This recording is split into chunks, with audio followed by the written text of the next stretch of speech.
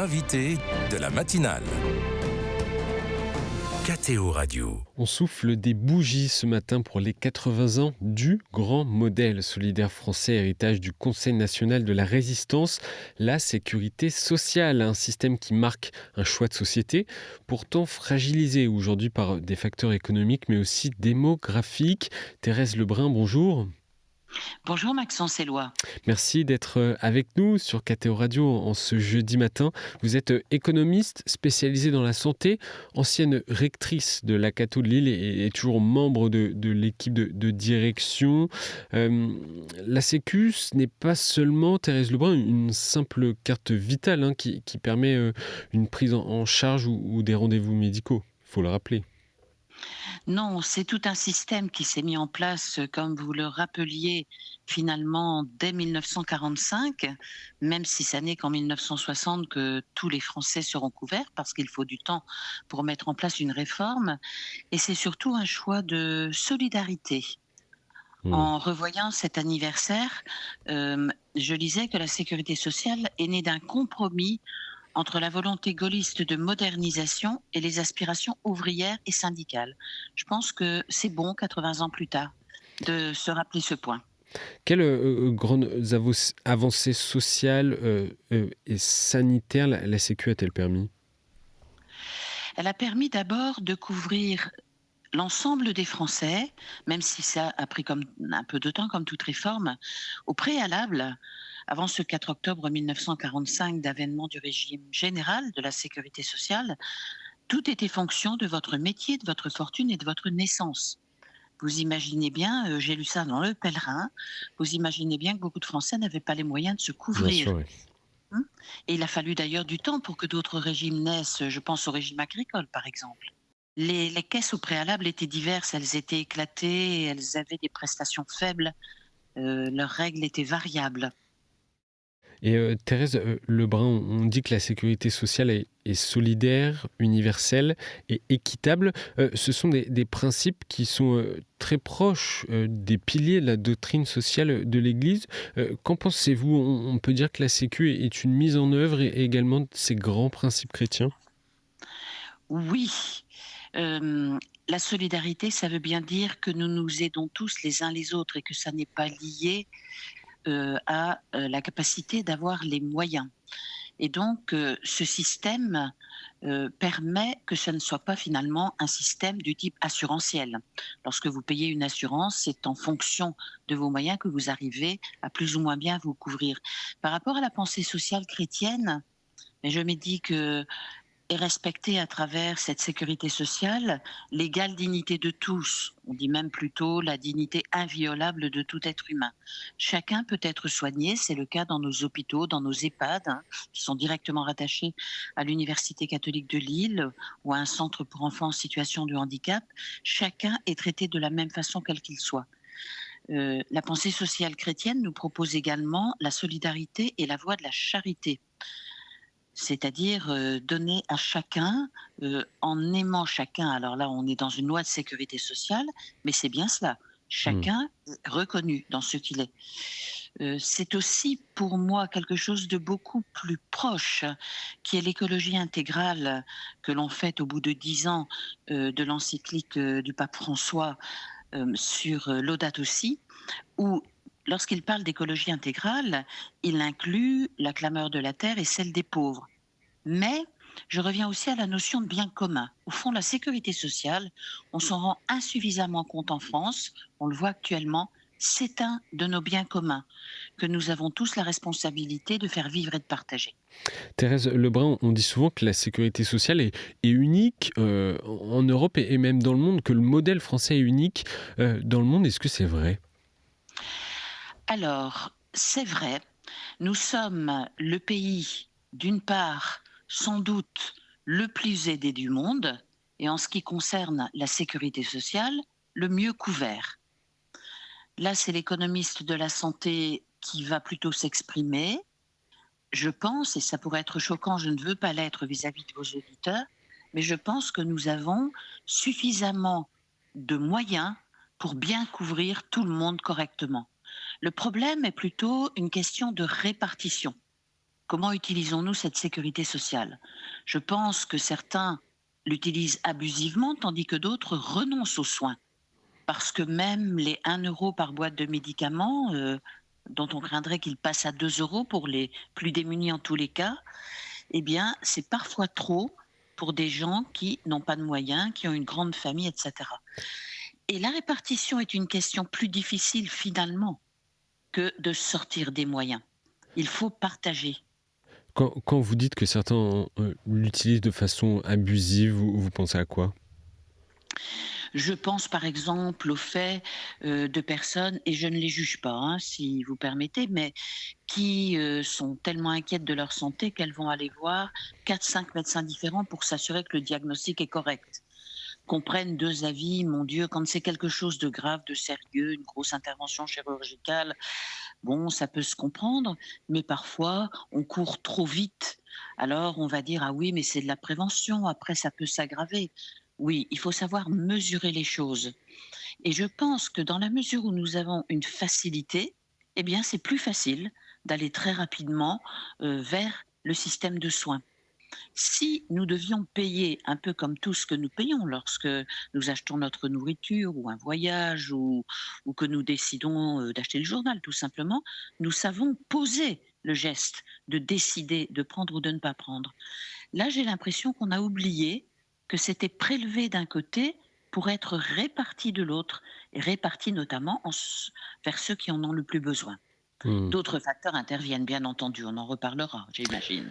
Mais la sécurité sociale, hein, on parlait de ce budget, 666 milliards d'euros de dépenses, hein, c'est le plus gros budget de l'État français.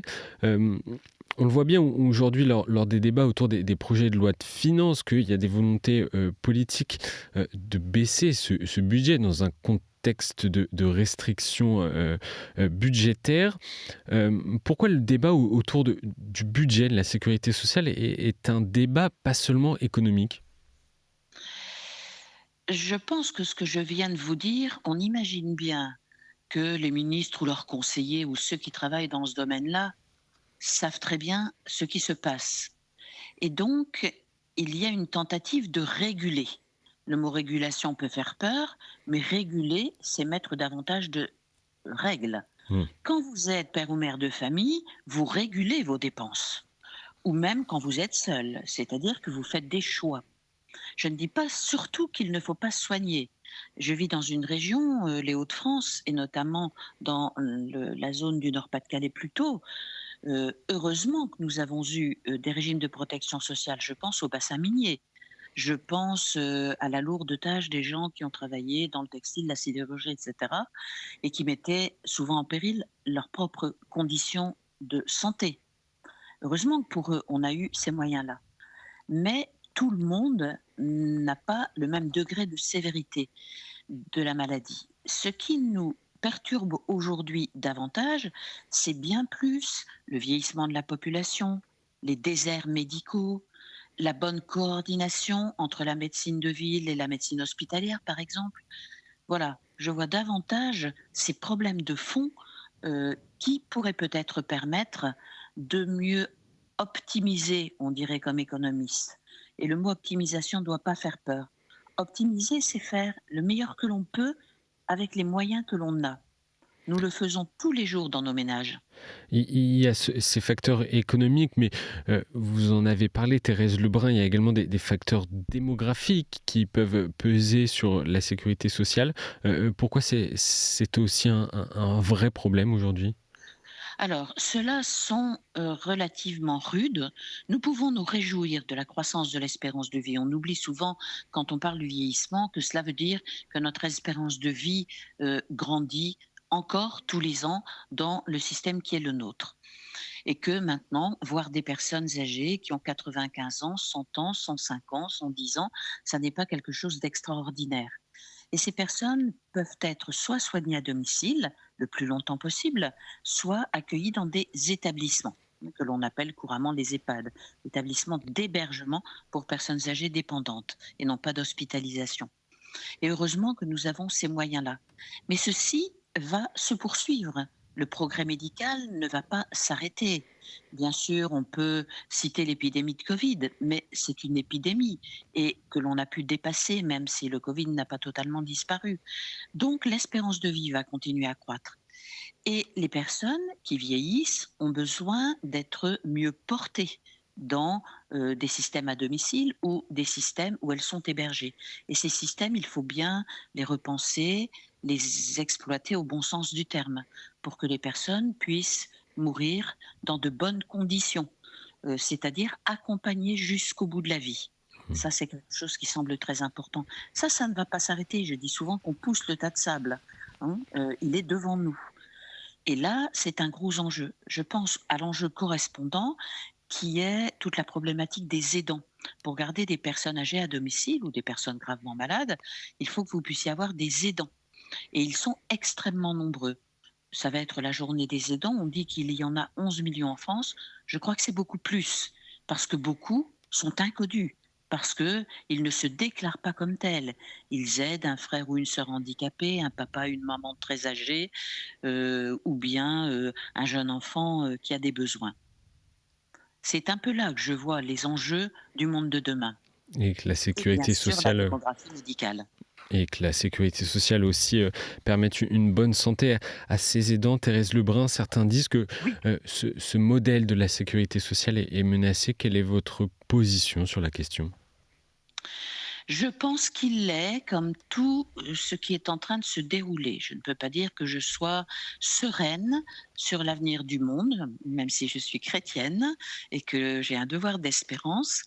Et donc, notre pays y est impliqué, notre vieille Europe doit se renouveler. Et ce système, je pense profondément que les Français que nous sommes, je m'y range également, nous ne mesurons plus quelle chance nous avons d'être pris en charge à ce point. Mais que ce système, vous l'avez fort bien dit, il est universel, il est solidaire, il est un bien commun. Le mot de bien commun n'est pas toujours totalement utilisé ou compris, mais un bien commun n'appartient pas à chacun d'entre nous. C'est un bien qui nous est confié en commun et qu'il nous faut utiliser pour ceux qui en ont le plus besoin. Je ne suis pas en train de faire une leçon de morale, chacun de nous doit balayer devant lui, mais ce bien commun, il est la responsabilité de tous. Nous avons une chance infinie en France d'être couverts comme nous le sommes. C'est une façon de le préserver ? C'est une façon de le préserver. Ça veut dire aussi que ça passe par l'éducation. Je viens du milieu de l'université, bien sûr, mais je pense vraiment qu'il faut éveiller les consciences. Ça fait aussi partie de ce que nous avons à faire. Éveiller les consciences sur le fait que tout ne nous est pas dû et que si nous pouvons être couverts à ce point, c'est bien parce qu'un système à jour a été inventé qui fait qu'on prélève sur les différents revenus, que c'est donc plus équitable, ceux qui ont le plus paient davantage pour que la santé de tous puisse être assurée. Et je n'ignore pas que dans certaines campagnes, ou là où il n'y a plus de médecins, c'est beaucoup plus compliqué. Je dis des médecins, mais c'est aussi des soignants. On va parler plus largement des soignants. Chacun a son rôle à jouer dans ce domaine. Merci beaucoup Thérèse Lebrun d'avoir été avec nous ce matin pour parler des 80 ans de la sécurité sociale. Bonne journée à vous. Bonne journée, ce fut un grand plaisir. Merci Maxence Sélois.